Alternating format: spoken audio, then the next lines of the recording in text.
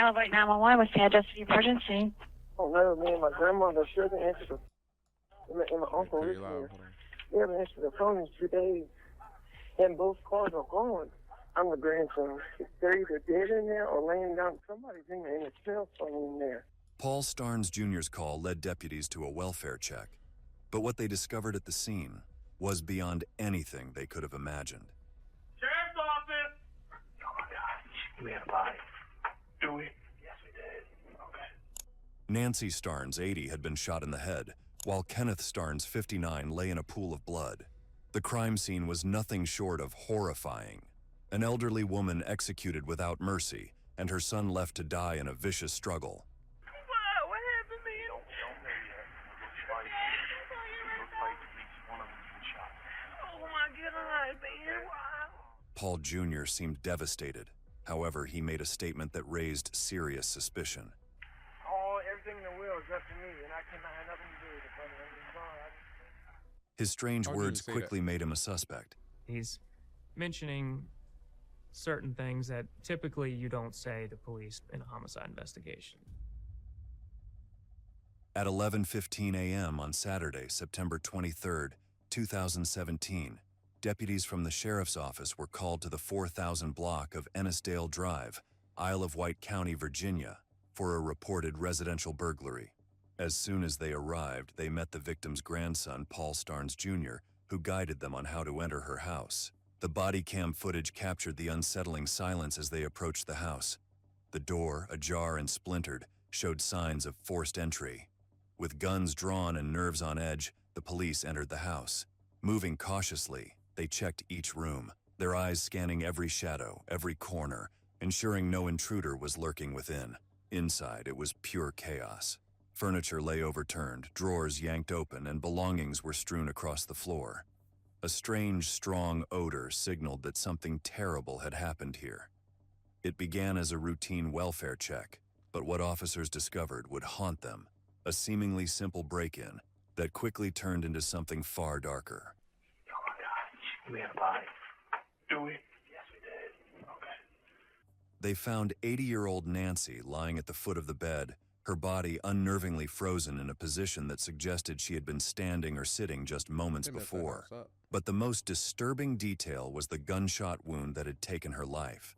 The deputy then moved to check on Kenneth, praying to find him alive, hidden somewhere in the house. But when he opened the door to the back bedroom, a chilling sight greeted him. There, lying in a pool of blood on the floor, was Kenneth. His body bore gunshot wounds to his hand, chest, and torso. It was clear he had tried to defend himself. Kenneth's final moments were a frantic fight for survival and a desperate struggle against an evil assailant. Both mother and son had been shot multiple times, their lifeless bodies now resting in the home they once lived in.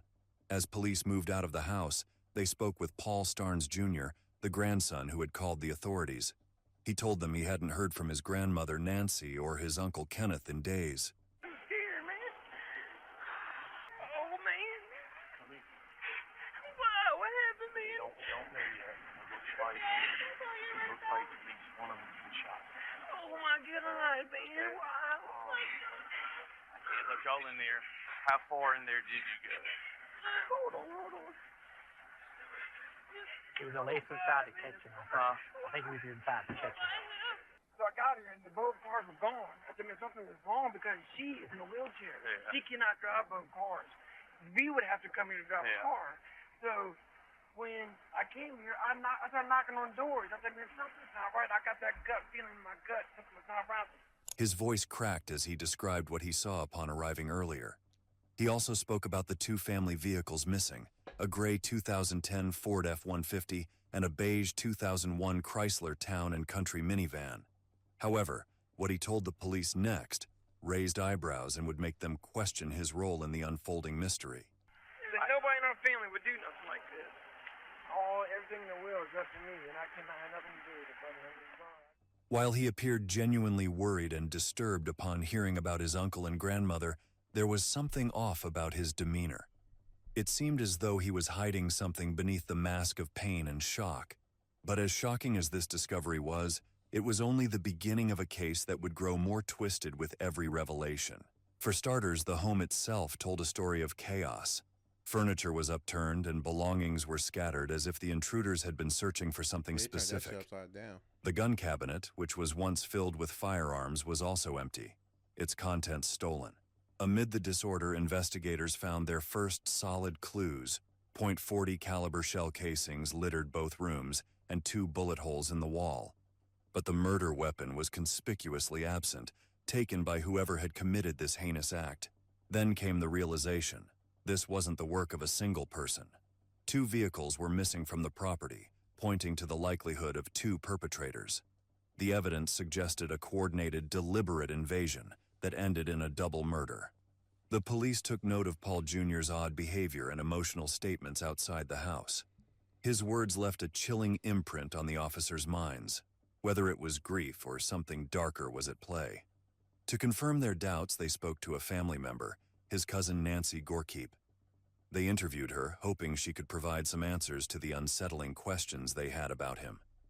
But before diving into specifics, they began by asking Nancy Gorkeep vaguely who she thought might be responsible for the crime. But I think probably whoever may have killed your grandmother, They knew them. they knew them. The only inkling I know is that it's somebody that we know. It's somebody that knew the house. It's somebody that knew how to get in there. She also mentioned several items that appeared to have been taken from the house, including a flat-screen television she had bought for her grandmother, firearms that belonged to Kenneth, and various personal items, like jewelry and other things she had purchased for her grandmother. It seemed as though the thief had taken more than just valuables. Everything with sentimental value was gone. In order to understand who might have had easy access to the house, they asked her about Kenneth's relationships with others. Who was Kenny closest to? Little Uncle Kenny. I wanted to say, as in us grandkids, or as in anybody in particular. She knew. I want to say that he was generally close with Paul and Nikki. Paul Sr. or Paul Jr.? Paul Jr. So, I don't mean to stir up stuff, That's okay. Go ahead. but one of the things that we've been told, we thought was kind of ironic, it was some comments made that now that Meemaw's gone and Uncle Kenny's gone, everything goes to Paul Jr. That the house is willed to him, everything is left for him. Okay. Do you know anything about that? I do not know anything about that. From the last thing that I knew of, was what Meemaw has told me, was that if she were to die, everything in that house, including the cars, were to go to Kenneth. But If something were to happen to her, but if something were to happen to Kenneth, she never spoke about that. But as far as I'm concerned, I don't understand why it would go to him. Nancy's reaction and the information she provided only deepened the suspicions about Paul Jr. The detectives wasted no time and immediately shifted their focus to him. However, as the investigation continued, Paul Jr.'s father, Paul Sr., adamantly denied any involvement from his son. I knew that they were looking into my son, and I told them, you're wasting your time with him. My son loved his Meemaw. My son loved his Uncle Kenny. He would have done anything in this world to protect them, including giving up his own life to protect them. You're barking up the wrong tree. They couldn't find any evidence linking him to the crime scene at the time of the death. As a result, the early suspicions surrounding Paul Jr. and the theories from family members soon took a back seat as a new lead steered the investigation in a different direction. The investigation began to shift when the police held a press conference, appealing to the public for any information that might help them solve the case. They urged anyone who might have seen something suspicious or heard any details about the crime to come forward. My name is Mark Marshall, the sheriff here in Alawite County. There are a couple of things I want to do this afternoon. First and foremost, I want to make sure that you all get a status update as to our investigation in the double homicide that was discovered this past Saturday in the Rushmere area of Alawite County. This is where the community has to really pull together to think about what they may have seen, what they may have seen prior to this. If there was something unusual, suspicious, out of the ordinary, people that may have been in the neighborhood or in the area. It wasn't long before the first promising lead arrived. This single clue would change everything and set off a chain of events that would lead investigators closer to the truth. A local newspaper delivery woman came forward, recounting that she had seen two men in the area on the day of the murders. One was heavy-set, and the other was thin. Their presence in the neighborhood, just days before the bodies were found, made them potential witnesses, or perhaps suspects. The search for answers intensified as investigators expanded their search to local pawn shops. In one of these shops, they discovered items that closely matched those reported missing from Nancy and Kenneth's house. When they dug deep, they found surveillance footage, and pawn receipts soon revealed a crucial link. Sharon Galvin, a woman connected to the suspects, had been pawning items that were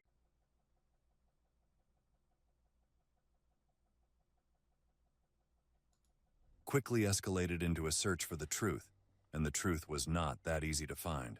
With these new leads, the investigation was beginning to take shape, but it would take an informant's tip and a daring raid to finally close in on the perpetrators. The breakthrough came when a male informant contacted the police, revealing that Sharon Galvin had been involved in selling firearms. This tip led to a sting operation, putting the authorities on the trail of a deeper criminal network. All they needed now was for her to sell him the gun, an exchange that would give them the evidence to make the arrest. We want to film her, the location of the guns. Okay. It's pretty cool, man. Yeah, man. It's crazy independent. Street fight or something. Well, which one do you want? That's what I'm trying to find. Do you got one that like actually pump? The handguns would have been the best. Like you said, for a goddamn. The informant was unsuccessful in purchasing the gun from her, but his efforts weren't entirely in vain. During his visit, he managed to get a glimpse inside her house, where he noticed something crucial that could aid the detectives in their investigation.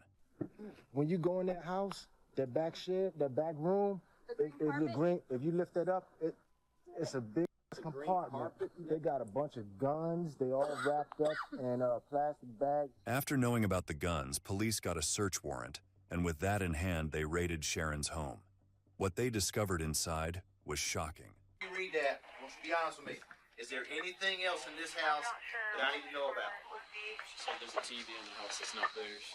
Where is it at? The front room right here. In this room? Here. Among the stolen items were some of the very possessions taken from the Starnes house, including one of the missing vehicles. This discovery would tie the suspects to the crime, proving that the pieces were finally falling into place. But the most telling discovery came when two men, 19-year-old Richard Alexander Holmes and 29-year-old Kareem Jamar Mitchell, were found hiding in the house. Richard was found on the front porch, while Kareem was discovered hiding inside the house, covered in a closet under a pile of clothes. They matched the description given by the witness, and their presence in Sharon's home placed them at the center of the investigation. The same night, all three, Sharon, Kareem, and Richard, were quickly taken into custody. There you go. As they were transported to the sheriff's office for questioning, the detectives tried to piece together who the two men were and how they were connected to Sharon. So, is Kareem your boyfriend? No, that's my brother. Kareem is your brother. Kareem Mitchell is your brother. How about Richard? What's Richard to you? That's my daughter's boyfriend. Who brought them TVs in here? Come on, Sharon. You can't sit there and shake your head when I know you know good and well what I'm talking about, man. I mean, I don't know exactly where none of this stuff came from. You know, I know everything wasn't paid for. That's all I know. As the suspects were brought in for questioning, the truth began to unravel. Sharon Galvin initially denied any knowledge of the stolen items, but under pressure, she admitted to pawning them on behalf of Kareem and Richard. So we need to back up and talk about some of this stuff. Now you look like she about to tell. And pawned some stuff Saturday, didn't you? You take some stuff to the pawn shop? Yes, Because when you pawn things now, everything's computerized. And the minute that you pawned it, we knew about it. I can look up and tell you the date and time, the place, and everything that you pawned, okay? And I was like, why you get so many TVs? Because we already got some. Okay, and what do you say? He said the man sold them for $50. Okay. So what kind of gun would Kareem normally carry? He doesn't normally carry a gun. That's So what when I'm he saying. does carry one, what was he carrying? What about Richard? I saw a revolver. Okay. The one that got the little swirl thing. How long ago? I think like 2 months ago. Man, it might have been longer than that. Who had that? I don't know which one of them had it. I don't know which one. They didn't. It was in a box, so no one actually added it. Her involvement as an accessory was clear, though she maintained her innocence in the murders themselves. Meanwhile, the police were still combing through her house, hoping to find any clues that could further tie her, or the two men found in her house, to the crime. They searched the house and entered Kareem's room. Here, investigators found numerous things, along with a crucial piece of evidence, hidden behind a draw, a .40 caliber handgun. This was the weapon that had been used in the murders of Kenneth and Nancy Starnes. Further investigation revealed more stolen items, linking the suspects to other crimes in the area. Among the recovered items were Kenneth's wallet, stolen purses, and televisions. These possessions were directly connected to the Starnes' home, confirming that the robbery had been a key part of the crime. With the evidence mounting, the investigation was nearing its conclusion, but the two men had yet to be questioned. The detectives decided to begin with Kareem, hoping his answers would provide the final pieces to the puzzle. However, Kareem initially lied to investigators, trying to shield himself from the truth. But when confronted with the evidence, his story crumbled. So when the deputies got there tonight, why the hell were you in the closet under some clothes? I was asleep. Well, I was asleep. Sleeping in the closet? No, I was folding up clothes at the edge of the closet. I waited to see what everybody was doing. I went to sleep earlier that day. I wake up, first thing I see is a flashlight. Story falling apart. All right, Sharon went and pawned a bunch of stuff on Saturday, on the 23rd. She pawned some TVs. She pawned some jewelry. Do you know where she got them TVs and that stuff from? I already talked to Sharon. I mean, it's stolen property, okay? I'll give y'all a confession or whatever. I'll tell y'all whatever. I can't kill the camera. If these cameras stay on, I got no control over these cameras. Kareem's request to have the cameras turned off struck the detectives as odd, and they initially denied it. However, during the questioning, he revealed an unexpected detail, his connection to the family. I mean, I know you couldn't have shot and killed him, but being in your shoes, I don't know how you decide to kick in the doors and take for them two old people that been a long time ago when they took you in. You dated their granddaughter. I need to give the people time to finish searching that house to prove that we ain't gonna find that .40 caliber weapon in that house. If we do, we're gonna have to come back and have a talk. All right? According to the information from the search of Sharon's house, the police did find the .40 caliber gun, and the detectives had just been informed about it. This time, the detectives adopted a serious tone, making it clear they had no intention of backing down until they got to the bottom of it. Do you understand how serious of a bind you're in right now? You in some deep right now. You understand me? The .40 caliber Glock that I found in your bedroom, behind your dresser drawers.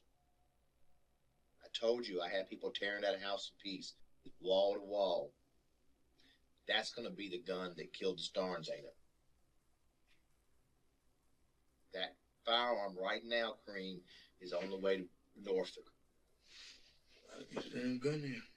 Don't lie to me. I was not the shooter. When that ballistics from that Glock is going to match the bullets that we pulled out of the mattress, it's going to match the bullet that we pulled out of Ken's body, it's going to match the bullet that we pulled out of Meemaw's head. I thought you were told me the truth, though, and I found out you're lying to me. No, I told you 90%. I told you 90% of mine. So you need to tell me the other 10%. The other 10% is I did put the gun on me. So after everything? After everything, I did put the gun on me. I wasn't home, so therefore the gun never got disposed of, but I did put it away. So the problem with talking with Kareem is that Kareem had told me so many lies. So I don't know when Kareem starts telling me the truth, if he's telling me the truth, or if he's lying and just up to his old tricks again. Come on, Kareem. Why are you sitting here telling me that don't make sense? It don't make sense. But this is the type of stuff that happen all the time. No, it does not. It does not. Two elderly people don't end up with bullets in their head. Then, under intense pressure, he finally began to break. As I said, it was all an accident. None of that was supposed to happen. It was all an accident. All of it was an accident.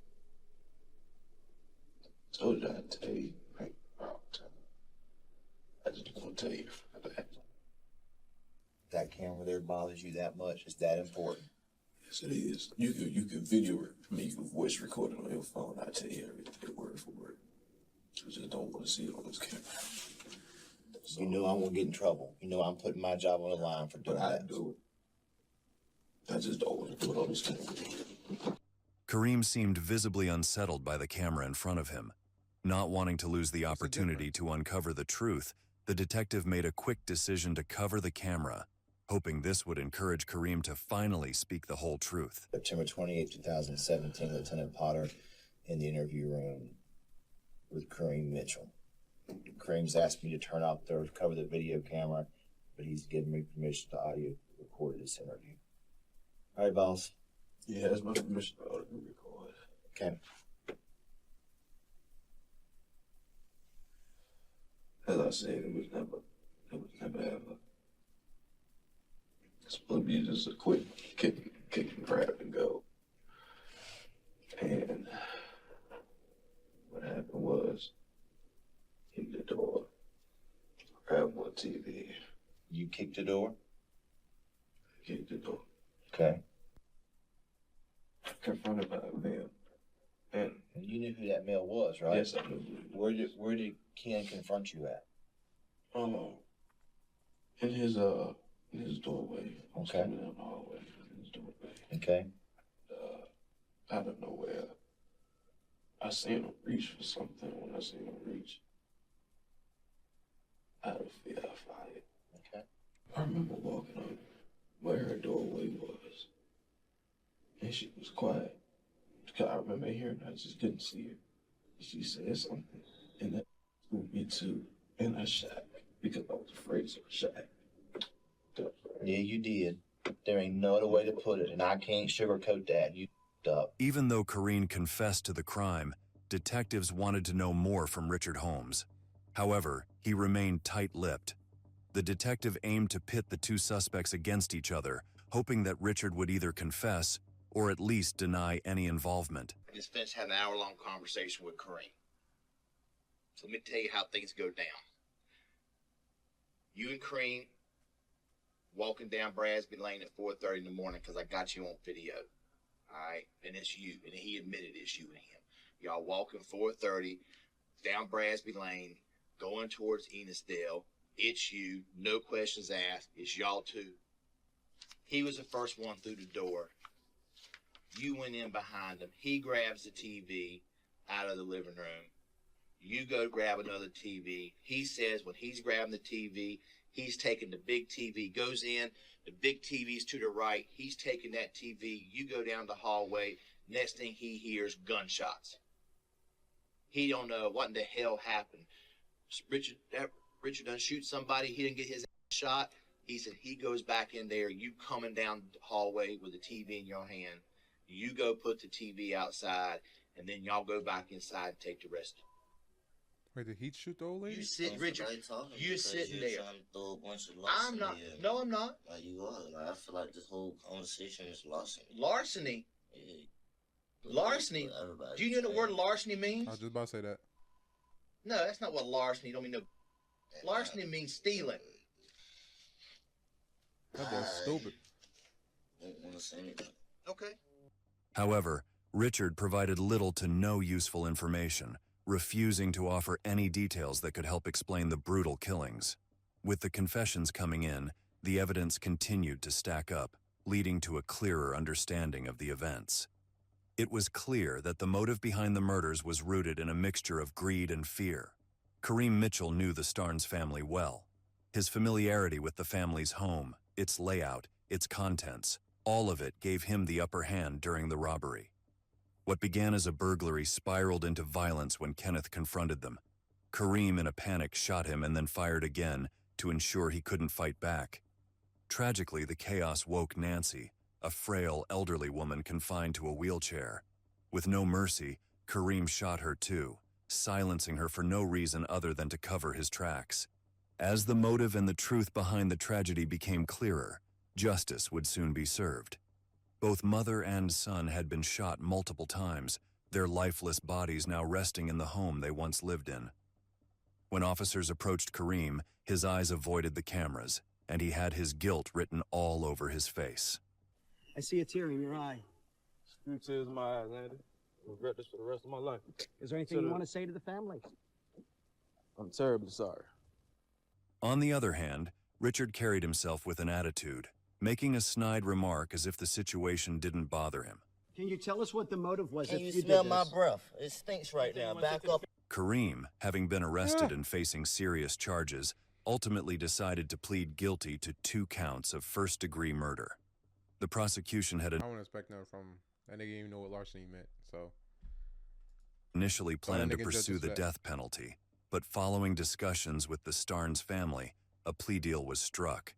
In exchange for his guilty plea, he was sentenced to 2 consecutive life terms without the possibility of parole, avoiding a lengthy and grueling trial. In addition to the murder charges, Kareem pleaded guilty to 2 counts of using a firearm in the commission of a felony, which resulted in an additional 8-year sentence. He also received a 45-year suspended sentence for his involvement in grand larceny, armed burglary, and possession of a firearm by a convicted felon. Kareem remained incarcerated at Red Onion State Prison in Pound, Virginia. Richard Holmes, after initially choosing to face trial, accepted a plea deal in November 2019. He was formally sentenced in February 2020 to 32 years in prison. Richard served his sentence at Sussex 2 State Prison in Waverly, Virginia. Sharon Galvin, who had been charged with conspiracy and obstruction of justice, died in July 2020 at the age of 39, before she could face trial. As a result, all charges against her were dismissed posthumously. While the legal cases reached their conclusion, the impact of the crime continued to resonate.